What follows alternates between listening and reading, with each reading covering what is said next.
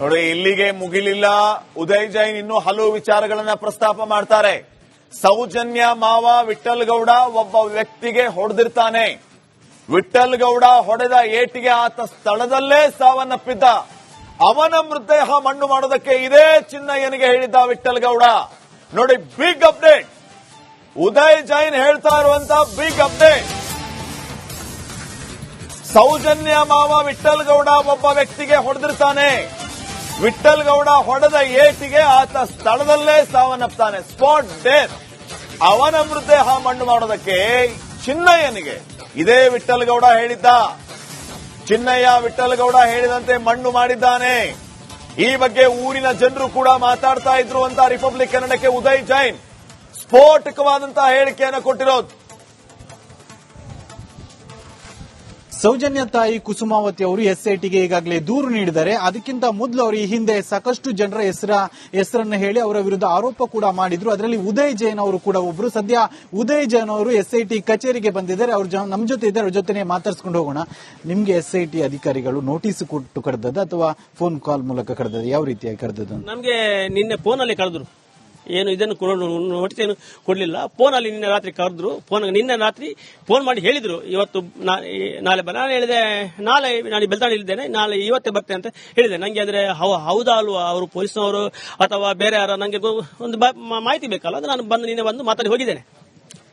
ಬುರುಡೆ ಪ್ರಕರಣಕ್ಕೆ ಕರೆದಿರ್ಬೋದು ಅಥವಾ ಸೌಜನ್ಯ ಪ್ರಕರಣಕ್ಕೆ ಕರೆದಿರ್ಬೋದು, ಏನ್ ಅನಿಸ್ತದೆ ನಿಮ್ಗೆ? ಇದು ನಮ್ಗೆ ಇದಕ್ಕೆ ಸಂಬಂಧ ಇಲ್ಲ ಬುರುಡೆಗೆ. ಈಗ ಬುರುಡೆ ರಾಶಿಯ ಸ್ವಲ್ಪ ಇದು ರೇಂಜ್ ಸ್ವಲ್ಪ ಹೆಚ್ಚಿಗೆ ಹೋಗಿದೆ ಅಲ್ವಾ, ಅದನ್ನು ಸ್ವಲ್ಪ ಡೌನ್ ಮಾಡಲಿಕ್ಕೆ ಈ ಸೌಜನ್ಯ ತಾಯಿ ಮುಖಾಂತರ ಒಂದು ಕಂಪ್ಲೇಂಟ್ ಕೊಟ್ಟು ಆದ್ರೆ ಎಂತ ಆಗುತ್ತೆ, ಆಗ ಮನಸ್ಸಿನ ಜನರಿಗೆ ಗೊಂದಲ. ಅದನ್ನ ಸ್ವಲ್ಪ ಮರೆಮಾಚಿ, ಬುರುಡೆಯ ರಾಶಿಯನ್ನು ಮರೆಮಾಚಿ ಈ ಸೌಜನ್ಯ ಕೇಸನ್ನು ಸ್ವಲ್ಪ ಮೇಲೆ ಇಳಿಯುವಂತ ಇವರು ಪ್ಲಾನ್ ಇರಬಹುದು ಅಂತ ನಂದೊಂದು ಭಾವನೆ. ಕುಸುಮಾವತಿ ಅವರು ನಿಮ್ಮ ಹೆಸರು ಹೇಳೋ ಜೊತೆಗೆ ಮತ್ತಿಬ್ಬರ ಹೆಸರು ಕೂಡ ಹೇಳಿದ್ರು. ಅವರನ್ನು ಕೂಡ ವಿಚಾರಣೆಗೆ ಇವತ್ತು ಕರೆದಿದ್ದಾರಾ? ನಿಮ್ಗೆ ಏನಾದ್ರು ಮಾಹಿತಿ ಇದೆಯಾ ಬಗ್ಗೆ? ಹೌದೌದು, ನಂಗೆ ನಾನು ಸಹ ಫೋನ್ ಮಾಡಿ ಕೇಳಿದ್ದೇನೆ. ಇವತ್ತು ಬೆಳಿಗ್ಗೆ ಫೋನ್ ಮಾಡಿ ಕೇಳಿದ್ದೇನೆ. ಅದಕ್ಕೆ ಅವರು ಇನ್ನೊಬ್ರು ಧೀರಜ್ ಕೆಲ್ಲ ಅಂತ ಅವ್ರು ಹೇಳಿದ್ರು. ಹೌದೌದು, ನನ್ನನ್ನು ಮಧ್ಯಾಹ್ನ ಬರ್ಲಿಕ್ಕೆ ಹೇಳಿದ್ದಾರೆ. ಹಾಗೆ ಅವ್ರು ಸಹ ಬರ್ಬೋದು. ಚಿನ್ನಯ್ಯ ಒಂದಷ್ಟು ವಿಡಿಯೋಗಳಲ್ಲಿ ನಿಮ್ಮ ಹೆಸರು ಕೂಡ ಹೇಳಿದ, ಅಂದ್ರೆ ಆತನ ಸಂದರ್ಶನದಲ್ಲಿ ಚಿನ್ನಯ್ಯನ ಪರಿಚಯ ಇದೆಯಾ? ಆತ ಏನ್ ಮಾಡ್ತಾ ಇದ್ದ ನಿಮ್ಮ ಪ್ರಕಾರ? ನಾನು ಅವನು ಹೇಳಿದ ವಿಡಿಯೋವನ್ನು 3 ವಿಡಿಯೋಲಿ ನಾನು ಪೂರ್ತಿ ನೋಡ್ಲಿಲ್ಲ. ಆದ್ರೆ ನಮಗೂ ಅವನು ಪರಿಚಯ ಅಂದ್ರೆ ನನ್ನ ಅಲ್ಲೇ ಆಟೋ ಬಾಡಿಗೆ ಮಾಡೋದು. ಆ ಟೈಮಲ್ಲಿ ಅವನು ಸಹ ಅಲ್ಲಿ ಇದ್ದ, ಕೆಲಸ ಮಾಡ್ಕೊಂಡಿದ್ದ. ನಾನು ಅವನಿಗೆ ಅಂದ್ರೆ 10 ರೂಪಾಯಿ ದುಡ್ಡು ಕೊಟ್ರೆ ಅವನಿಗೆ ಬೇಕಾದ ಅದೇ, ಅವನಿಗೆ ಎಲ್ಲರ ಹತ್ರ ದುಡ್ಡು ಗೆಲ್ತಾ ಇದ್ದ. ಅವನು ನಂಗೆ ಪರಿಚಯ ಇದೆ. ಅವನು ಏನು ಅಲ್ಲಿ ಶವ ಹೂತಾಗ್ತಿದ್ನ ಹೇಗೆ ಅಂತ? ಅವರ ಅಂದ್ರೆ ಅಲ್ಲಿ ಹೊಳೆ ಹತ್ರ ಕಸ ಎಲ್ಲ ತೆಗೆಯುವುದು, ಹೊಳೆ ಹತ್ರ ಸಾಯಂಕಾಲ ಎಲ್ಲ ಇದೆಲ್ಲ ತೆಗೆಯುವುದು, ದುಡ್ಡೆಲ್ಲ ತೆಗೆಯುವುದೆಲ್ಲ ಅದೆಲ್ಲ ಮಾಡ್ತಿದ್ದ. ಮತ್ತೆ ಅಲ್ಲಿ ಶವ ಎಲ್ಲ ಯಾವತ್ತು ಸಿಗುದಂದ್ರೆ ಒಮ್ಮೆ ಸಿಕ್ಕಿದಾಗ ಅದಕ್ಕೆ ಅವರು ಹೆಲ್ಪ್ ಎಲ್ಲ ಇವನು ಎಲ್ಲ ಮಾಡ್ತಾ ಇದ್ದ. ಅಂದ್ರೆ ನಮ್ಗೆ ಅಷ್ಟೆಲ್ಲ ಗೊತ್ತು. ಮತ್ತೆ ಈ ಸೌಜನ್ಯ ಪರ ಹೋರಾಟಗಾರ ಅಲ್ಲ, ಇವನು ಸಂತೋಷ್ ರಾವ್ ಪರ ಹೋರಾಟಗಾರರು. ಇವನು ಮೈಸೂರು ತಿಮ್ಮರೋಡಿ, ಮಟ್ಟನ್ನ ಎಲ್ಲ ತಮ್ಮನ್ನ ಗಿಮ್ಮನ್ನ ಅವರೆಲ್ಲ ಇದ್ದಾರೆ ಗಾಣಿಗ. ಅವರಿಗೆ ಅವ್ರ ಮಾತನ್ನು ನಂಬುದು, ಅವ್ರು ಗೊಂದಲ ಹುಟ್ಟಿಸಿದ್ದು. ನಮ್ದು ಬೆಂಗಳೂರಲ್ಲಿ ಆಗಿದ್ದು ಅದು 2 ದಿನ ಆಗಿದೆ. ಒಂದು ಕುರ್ಚಿಯಲ್ಲಿ ಕೂತ್ಕೊಂಡು ಒಂದೊಂದು ತಲೆಗೆ ಜೆಲ್ಲೆಲ್ಲ ಹಾಕಿ ಆಗಿದೆ. ನಮ್ದು ತನಿಖೆ ಆಗಿ ಸಹ ನಾವು ಆ ಟೈಮಲ್ಲಿ ಇದ್ದದ್ದು ಸಿಬಿಐ ಜಡ್ಜಿ ಬೇರೆ, ಮತ್ತೊಬ್ಬ ಈ ನಮ್ಮ ತನಿಖೆ ಆದ ಮೇಲೆ ಬಂದದ್ದು ಜಡ್ಜಿ ಬೇರೆ. ಆ ಮಾತನ್ನು ಮಹೇಶ್ ತಿಮ್ಮರೋಡಿ, BS ರೇಖಾ ಅಂತ ಬಾಯ್ಬಿಟ್ಟು ಹೇಳಿದ್ದಾನೆ. ಇವನು ಶಿವಾನಂದ ಪೆರ್ಲಾ ಮತ್ತೆ ನಮ್ದೆಲ್ಲ ತನಿಖೆ ಆದ ಮೇಲೆ ನಾವು ಅದಕ್ಕೆ ನಮ್ಮನ್ನು ಸಾರೋಪಿ ಅಂತ ಅವರು ಮಾಡಿಸಿದ್ದಾರೆ. ಯಾರು ಇದೇ ಸಿಬಿಐ PP ವಕೀಲರು ಎಲ್ಲ ಸೇರಿ ಎಲ್ಲ ದುಡ್ಡು ಕೊಟ್ಟ. ಅದನ್ನು ನಾನು ಹೇಳುದಲ್ಲ, ಇವನೇ ಸೌಜನ್ಯನ ಮಾವನೇ ಹೇಳಿದಾನೆ. ನಮ್ಮ ಇವರು ಗಿಲಿಯಾರ್ನ ಇದರಲ್ಲಿ ಹೇಳಿದಾನೆ, ನಮ್ಗೆ ಒಂದರ ಕಡೆ ಕಚ್ಚಾಗೆ ಅಂತ. 1.5 ಕೋಟಿ ಅಂದ್ರೆ ಅದಕ್ಕೆ 3 ಭಾಗ ಮಾಡಿದ್ದಾರೆ. ನಾವು ನಮ್ಮನ್ನು ಸಾರೋಪ ಮಾಡೋದಕ್ಕೆ ನಾವು ತಂದದ್ದು ಸ್ಟೇ, ಅದು ಗೊಂದಲ ಮಾಡಿದ್ದಾರೆ. ನಮ್ಮನ್ನು ಮ್ಯಾಪಿಂಗ್ ಆಗಿಲ್ಲ ಅಂತ ಗೊಂದಲ ಮಾಡಿದ್ದಾರೆ. ನಾವು ಸ್ಟೇ ತಂದು ಯಾಕೆ ಅಂತ ಅದನ್ನು ಗೊಂದಲ ಮಾಡಿದ್ದಾರೆ. ಎಸ್ಐಟಿಗೆ ಕರೆದಿದೆ.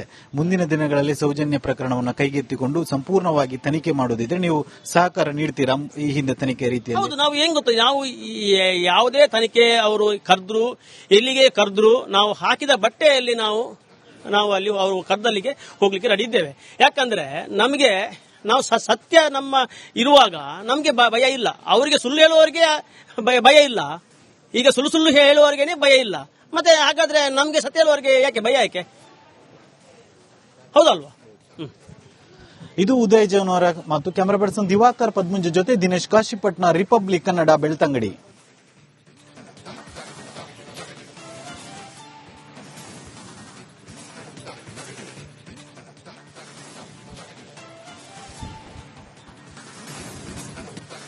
ನೋಡಿ, ಇಲ್ಲಿಗೆ ಮುಗಿಲಿಲ್ಲ. ಉದಯ್ ಜೈನ್ ಇನ್ನೂ ಹಲವು ವಿಚಾರಗಳನ್ನ ಪ್ರಸ್ತಾಪ ಮಾಡ್ತಾರೆ. ಸೌಜನ್ಯ ಮಾವ ವಿಠಲ್ ಗೌಡ ಒಬ್ಬ ವ್ಯಕ್ತಿಗೆ ಹೊಡೆದಿರ್ತಾನೆ.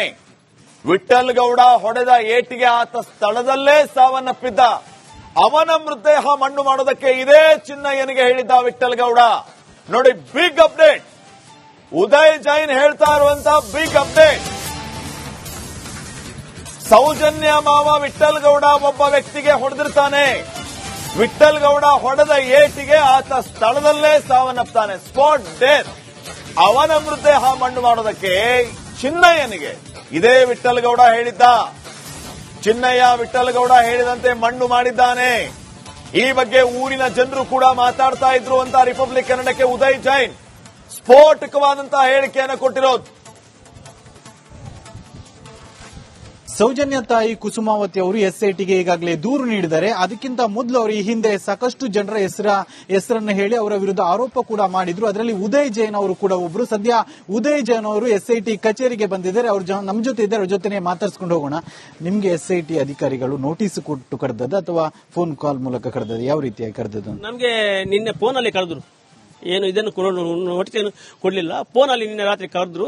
ನಿನ್ನೆ ರಾತ್ರಿ ಫೋನ್ ಮಾಡಿ ಹೇಳಿದ್ರು ಇವತ್ತು ನಾಳೆ ನಾನು ಹೇಳಿದೆ ನಾನು ಬೆಳ್ತಾಡಿದ್ದೇನೆ, ನಾಳೆ ಇವತ್ತೇ ಬರ್ತೇನೆ ಅಂತ ಹೇಳಿದೆ. ನಂಗೆ ಅಂದ್ರೆ ಹೌದಾ ಅಲ್ವಾ ಅವರು ಪೊಲೀಸ್ನವರು ಅಥವಾ ಬೇರೆ ಯಾರ, ನಂಗೆ ಒಂದು ಮಾಹಿತಿ ಬೇಕಲ್ಲ. ಅದು ನಾನು ನಿನ್ನೆ ಬಂದು ಮಾತಾಡಿ ಹೋಗಿದ್ದೇನೆ.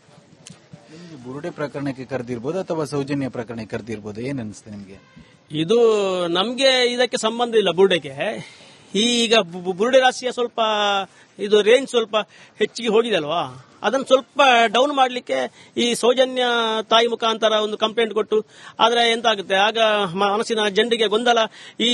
ಅದನ್ನ ಅಲ್ಲಿ ಸ್ವಲ್ಪ ಮರೆಮಾಚಿ, ಬುರುಡೆಯ ರಾಶಿಯನ್ನು ಮರೆಮಾಚಿ ಈ ಸೌಜನ್ಯ ಕೇಸನ್ನು ಸ್ವಲ್ಪ ಮೇಲೆ ಇಳಿಯುವಂತ ಇವರು ಪ್ಲಾನ್ ಇರ್ಬೋದು ಅಂತ ನಂದೊಂದು ಭಾವನೆ. ಕುಸುಮಾವತಿ ಅವರು ನಿಮ್ಮ ಹೆಸರು ಹೇಳೋ ಜೊತೆಗೆ ಮತ್ತಿಬ್ಬರ ಹೆಸರು ಕೂಡ ಹೇಳಿದ್ರು. ಅವರನ್ನು ಕೂಡ ವಿಚಾರಣೆಗೆ ಇವತ್ತು ಕರೆದಿದ್ದಾರಾ? ನಿಮ್ಗೆ ಏನಾದ್ರು ಮಾಹಿತಿ ಇದೆಯಾ ಬಗ್ಗೆ? ಹೌದೌದು, ನಂಗೆ ನಾನು ಸಹ ಫೋನ್ ಮಾಡಿ ಕೇಳಿದ್ದೇನೆ. ಇವತ್ತು ಬೆಳಿಗ್ಗೆ ಫೋನ್ ಮಾಡಿ ಕೇಳಿದ್ದೇನೆ. ಅದಕ್ಕೆ ಅವರು ಇನ್ನೊಬ್ರು ಧೀರಜ್ ಕೆಲ್ಲ ಅಂತ ಅವ್ರು ಹೇಳಿದ್ರು. ಹೌದೌದು, ನನ್ನನ್ನು ಮಧ್ಯಾಹ್ನ ಬರ್ಲಿಕ್ಕೆ ಹೇಳಿದ್ದಾರೆ. ಹಾಗೆ ಅವ್ರು ಸಹ ಬರ್ಬೋದು.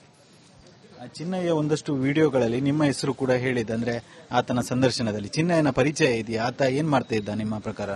ನಾನು ಅವನು ಹೇಳಿದ ವಿಡಿಯೋವನ್ನು 3 ವಿಡಿಯೋಲಿ ನಾನು ಪೂರ್ತಿ ನೋಡ್ಲಿಲ್ಲ. ಆದ್ರೆ ನಮಗೂ ಅವನು ಪರಿಚಯ ಅಂದ್ರೆ ನನ್ನ ಅಲ್ಲಿ ಆಟೋ ಬಾಡಿಗೆ ಮಾಡೋದು. ಆ ಟೈಮಲ್ಲಿ ಅವನು ಸಹ ಅಲ್ಲಿ ಇದ್ದ ಕೆಲಸ ಮಾಡ್ಕೊಂಡಿದ್ದ.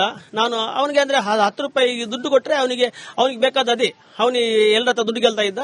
ಅವನು ನಂಗೆ ಪರಿಚಯ ಇದೆ. ಅವನು ಏನು ಅಲ್ಲಿ ಶವ ಹುತ್ತಾಗ್ತಿದ್ನ ಹೇಗೆ ಅಂತ?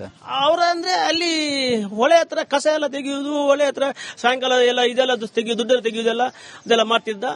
ಮತ್ತೆ ಅಲ್ಲಿ ಶವ ಎಲ್ಲ ಯಾವತ್ತು ಸಿಗುವುದಾದ್ರೆ ಒಮ್ಮೆ ಸಿಕ್ಕಿದಾಗ ಅದಕ್ಕೆ ಅವರು ಹೆಲ್ಪ್ ಎಲ್ಲ ಇವನು ಎಲ್ಲ ಮಾಡ್ತಾ ಇದ್ದ. ಅಂದ್ರೆ ನಮ್ಗೆ ಅಷ್ಟೆಲ್ಲ ಗೊತ್ತು. ಮತ್ತೆ ಈ ಸೌಜನ್ಯ ಪರ ಹೋರಾಟಗಾರ ಅಲ್ಲ, ಇವನು ಸಂತೋಷ್ ರಾವ್ ಪರ ಹೋರಾಟಗಾರರು.